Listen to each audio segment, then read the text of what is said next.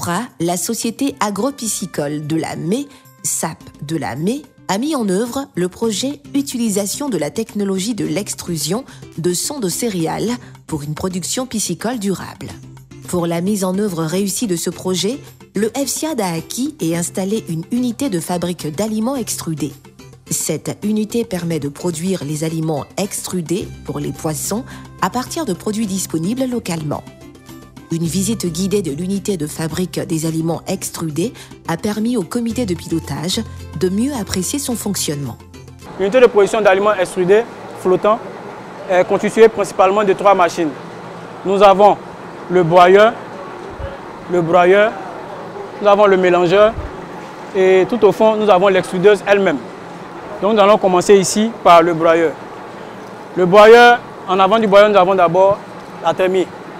Cette trémie, c'est dans cette trémie qu'on met les différentes matières à broyer. Et donc, les matières vont ensuite arriver au niveau du broyeur. Ici, on a des marteaux à l'intérieur qui tournent et vont broyer les matières qui vont passer à travers un tamis. Cette tige-là, c'est la tige d'aspiration. Donc, les matières broyées vont être ventilées pour rejoindre le mélangeur. À l'intérieur de ce mélangeur, nous avons une vis sans fin qui tourne dans les 2 directions. Au-dessus du mélangeur, nous avons adapté un fût, puisque les matières qui sont mélangées doivent être humidifiées. On ajoute souvent 30% d'eau, mais cette eau-là peut varier de 30 à 40% en fonction de la matière qu'on est en train de mélanger. Et donc, après 30 minutes de mélange, on ouvre ici cette ouverture et on recueille la matière qui est mélangée, bien homogénéisée. Ensuite, cette matière-là est portée directement au niveau de l'extrudeuse. L'extrudeuse est composée de 3 principaux moteurs.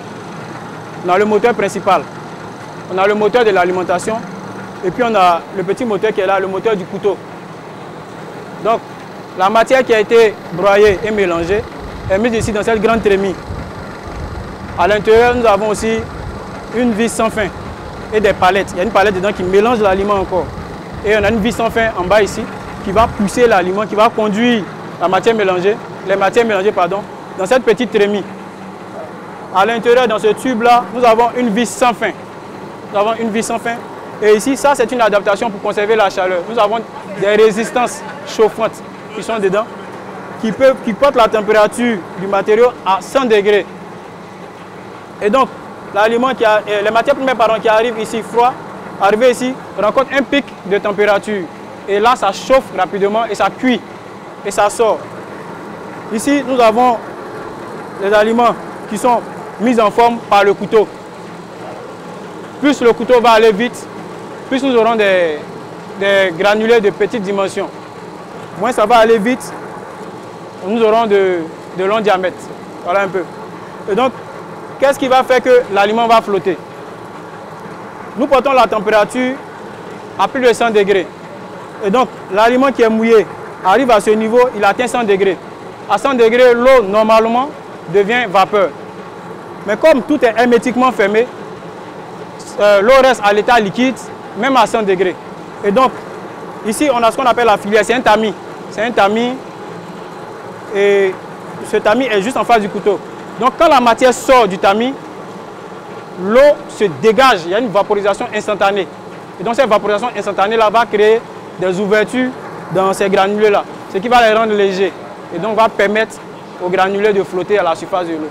Utilisés par plusieurs pisciculteurs, ces aliments extrudés flottent sur l'eau, ce qui permet aux poissons de s'alimenter continuellement et d'enregistrer une meilleure croissance. Ensuite, la visite d'une ferme piscicole d'un bénéficiaire ayant expérimenté ces aliments a mis fin à l'étape de Saint-Fra. Il y a beaucoup d'avantages dedans par rapport à l'ancien temps. Là, on pouvait nourrir les poissons jusqu'à peut-être 6 à 7 mois. Mais avec ça, là, si tu as respecté le temps, ça te fait 4 mois, facilement tu peux écouler ton poisson. À Yamoussoukro, sur le périmètre risicole de Petit-Boisquet, les bénéficiaires du projet Diffusion de l'association riziculture-pisciculture par la technique de juxtaposition de l'étang piscicole et du casier risicole mis en œuvre par l'ANADER ont échangé avec le comité de pilotage. À partir d'un champ école composé d'un étang piscicole et d'un périmètre risicole, le projet a formé et suivi régulièrement plusieurs riziculteurs. Suite à ces formations, plusieurs d'entre eux ont adopté l'innovation sur leur propre parcelle avec la création d'étangs piscicoles au vu de l'amélioration de la productivité, de la réduction des coûts des intrants et de diversification de leurs sources de revenus. Les membres du comité de pilotage ayant participé à la mission, se réjouissant de l'impact des innovations sur la productivité des bénéficiaires, ont félicité le FIRCA et jugé les résultats enregistrés sur le terrain satisfaisants. Je tiens à féliciter le FIRCA, l'Agence française de développement et surtout l'État de Côte d'Ivoire, qui a voulu vraiment renforcer les capacités de nous les acteurs, enfin des producteurs avec grand A. Et il faut dire que c'est un très bon projet. Et partout où nous sommes passés, les gens ont bien accueilli ce projet et ça a permis de renforcer les capacités à travers des projets innovants. Et vraiment, j'ai eu une très bonne expérience. Depuis que nous tournons, les acteurs, les bénéficiaires sont très satisfaits. Depuis hier, on a commencé par des femmes qui font la transformation du manioc. Et aussi, pour limiter les pertes des bananes mûres, je veux dire, que grâce aux chercheurs, on a pu récupérer ces bananes-là. Et ça a permis aussi de renforcer les capacités et d'accroître les revenus. Donc vraiment, j'ai été vraiment séduite en tant qu'acteur par le fait que ces femmes-là sont heureuses. Et les maris aussi en profitent, bien entendu. Ils sont très heureux. C'est un peu la synergie des projets. La synergie des projets, ça veut dire, par exemple, des projets ont été soumissionnés au niveau de l'université Nangui à Brogoua, hein, et puis sont mis en œuvre au niveau de Daloa à l'université Jean-Laurignon-Guédé. Je pense que c'est une forme de synergie. Le projet qu'on visite en ce moment, hein, association riziculture, pisciculture, c'est également, on nous a démontré qu'il y a une forme également de synergie là.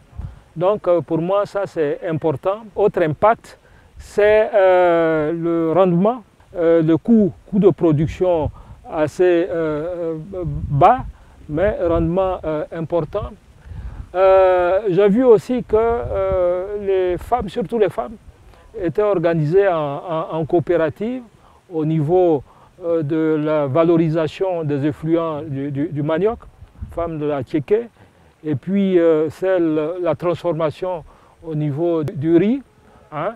On a vu une forme d'organisation. C'est autant d'impacts qu'on a pu ressentir et qui, pour moi, constituent des motifs de satisfaction au cours de cette visite-là. Depuis le démarrage du projet en 2016 jusqu'à ce jour, le FSIAD a introduit plus de 44 innovations dans 24 filières agricoles. Ces innovations ont contribué à réduire la pénibilité agricole et booster la productivité. Nous avons, sur les 5 ans de projet, sélectionné sur 317 dossiers qu'on a reçus, 44 projets qui sont mis en œuvre dans pratiquement toute la Côte d'Ivoire, dans 31 régions sur les 32. Ces projets concernent à peu près 20 000 bénéficiaires, dont à peu près 26% de femmes.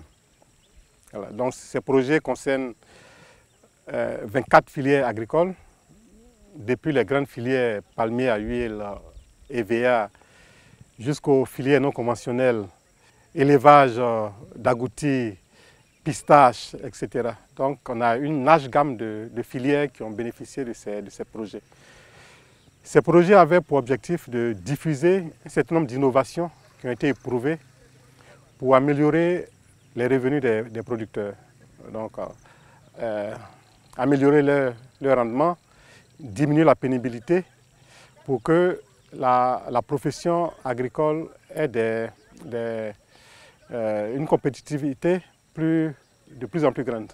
Le FIRCA, unité de coordination du projet, s'est félicité de l'impact positif des actions engagées dans le cadre du FSIAD et entend les poursuivre pour le développement agricole. Pour moi, le Fonds compétitif pour l'innovation agricole durable est un instrument qu'il faut pérenniser parce que il a permis effectivement de sortir les innovations des tiroirs avec les chercheurs pour les amener sur le terrain et les appliquer en grandeur nature. Et avec les résultats que nous avons obtenus, je pense que tout le monde est à féliciter, notamment les partenaires qui nous ont fait confiance. Et nous voulons dire à la population ivoirienne que le FIRCA dispose de plusieurs autres innovations qui seront régulièrement mises en œuvre à leur disposition, le temps que nous trouvons les moyens et que nous trouvons des bénéficiaires aussi motivés pour pouvoir le faire. Parce que lorsque nous envoyons des innovations ou des solutions et que les bénéficiaires ne s'approprient pas, c'est difficile de continuer cette lancée. Mais là, nous avons de réels motifs d'espérer parce que ce que nous avons vu nous incite à encore faire mieux et plus. Au terme des visites de terrain, une réunion du comité de pilotage s'est tenue afin de passer en revue la mise en œuvre des projets financés, le bilan des différentes éditions du concours de l'innovation agricole durable, SIAD, et des journées de l'innovation agricole durable, J-Innov. À cet effet, la coordination du FSIAD a présenté les activités réalisées et les résultats obtenus, ainsi que les perspectives suivies d'échanges avec les membres du comité de pilotage. Au regard des bons résultats enregistrés auprès des bénéficiaires, le comité de pilotage s'est réjoui de la qualité du travail abattu par le FIRCA, ainsi que les porteurs de projets et les bénéficiaires pour leur implication effective et leur contribution à l'atteinte des objectifs du FSIAD.